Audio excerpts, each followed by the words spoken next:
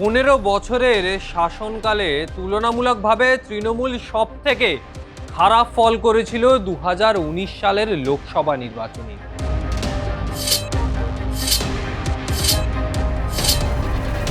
যদিও 2 বছর পর 2021 সালের বিধানসভা নির্বাচনে রাজ্যে ফের সবুজ ঝড় উঠেছিল।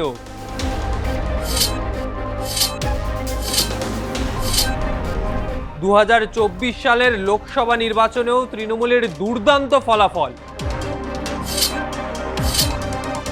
এরপর 2026 সালে তৃণমূল নেত্রী ও তার দলের এমন বিপর্যয় হতে পারে তা কল্পনা করতে পারেননি অনেকে।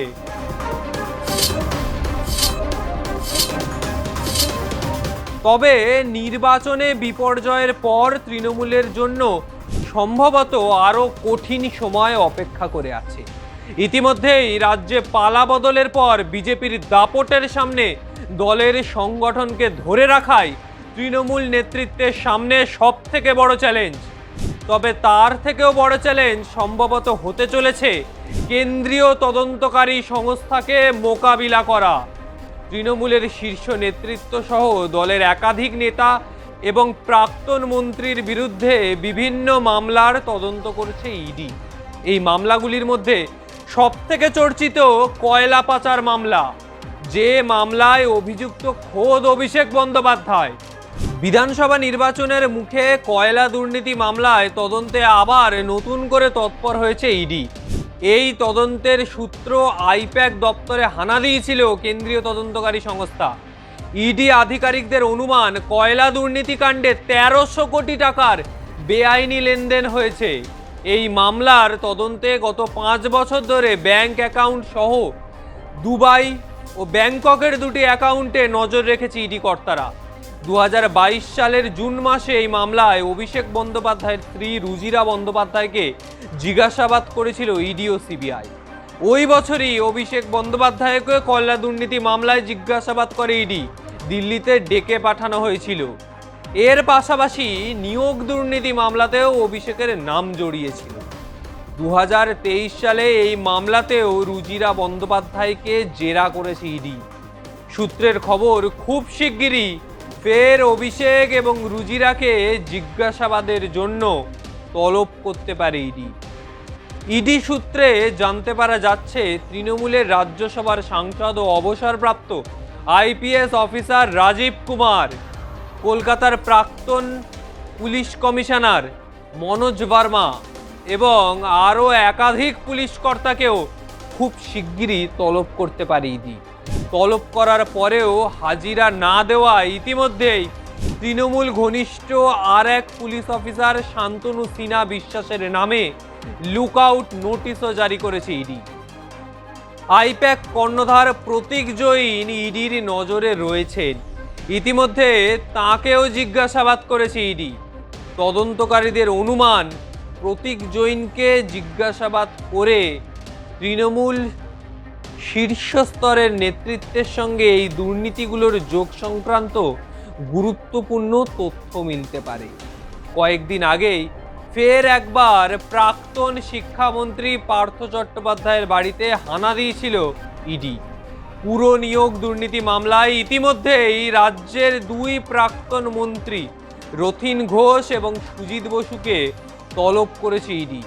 আর এক প্রাক্তন তৃণমূল বিধায়ক দেবাশিস কুমারকেও জমি দুর্নীতি মামলায় ইডির নজরে রয়েছেন। সব মিলিয়ে তৃণমূলের জন্য আগামী দিন কঠিন সময় অপেক্ষা করে আছে, এমনটাই মনে করছে রাজনৈতিক মহল। পিএমএলএ আইনে প্রাথমিক কোনো আর্থিক দুর্নীতি মামলার ভিত্তিতে বড় আর্থিক দুর্নীতির মামলা রুজু করা যায়। সিবিআই এবং ইডি আধিকারিকদের ধারণা, রাজ্যে ক্ষমতার পরিবর্তনের পর এবার মামলা রুজু করার ক্ষেত্রে স্থানীয় থানা স্তরে আর তাদের বাধার সম্মুখীন হতে হবে না। তদন্তে রাজ্য সরকারের সহযোগিতাও মিলবে। ফলে অভিযুক্তদের বিরুদ্ধে পিএমএলএ আইনে দ্রুত মামলা রুজু করে তদন্তের কাজ আরও সহজ হবে। একদিকে বাংলার বিধানসভা নির্বাচনের পরবর্তী সময় যখন ভারতীয় জনতা পার্টি সরকার গঠন করেছে, ঠিক তারপরে তৃণমূল নেতাদের রাতের ঘুম উড়ে গেল। ইডি ডেকে পাঠাবে না তো, সিবিআই ডেকে পাঠাবে না তো, এই চিন্তায় রাতে ঘুম আসছে না তৃণমূল নেতাদের। কারণ এত দিনের এত কাণ্ড কারখানা যদি প্রকাশ্যে চলে আসে, আগামী 5 বছর পরও বিধানসভা নির্বাচনে ভোট চাইতে যাবেন কি করে? আর ঠিক সেই আশঙ্কাতেও ভুগছেন বহু মানুষজন। বিধানসভা নির্বাচনের পরবর্তী সময় এই রকম কেন্দ্রীয় তদন্তকারী সংস্থার যে অতি সক্রিয়তা, সেটা কিন্তু দেখতে পাওয়া যাবে এমনটাই মনে করা হচ্ছে। কারণ নির্বাচন আসলেই কেন্দ্রীয় তদন্তকারী সংস্থার তৎপরতা গোটা দেশের মানুষ দেখেছে। তবে আশা একটাই থাকবে, তদন্তের গতি প্রকৃতি আরও ত্বরান্বিত হোক। তদন্ত হোক ঠিকই, কিন্তু সেই তদন্তের সমাধানটাও হোক। দিনের পর দিন, বছরের পর বছর সেই তদন্তের নামে বিষয়গুলো যেন ঝুলে না থাকে। তদন্ত করছেন ইডি আধিকারিকরা, সিবিআই আধিকারিকরা, একাধিক কেন্দ্রীয় তদন্তকারী সংস্থারা, কিন্তু সমাধান রেটও বাড়াতে হবে, সমাধান করতে হবে। তদন্ত করলে তার সমাধানেও আসতে হবে। যতদিন না সমাধান হচ্ছে, কোথাও গিয়ে এই কেন্দ্রীয় তদন্তকারী সংস্থার নিরপেক্ষতা নিয়েও বারংবার প্রশ্ন তুলেছিল রাজ্যের প্রাক্তন শাসকরা। সেই প্রশ্ন একাধিক রাজ্যের বিজেপি শাসিত রাজ্যের নেতৃত্বরাও করছে। সেই প্রশ্ন এবার ঘোচানোর সময় এসছে।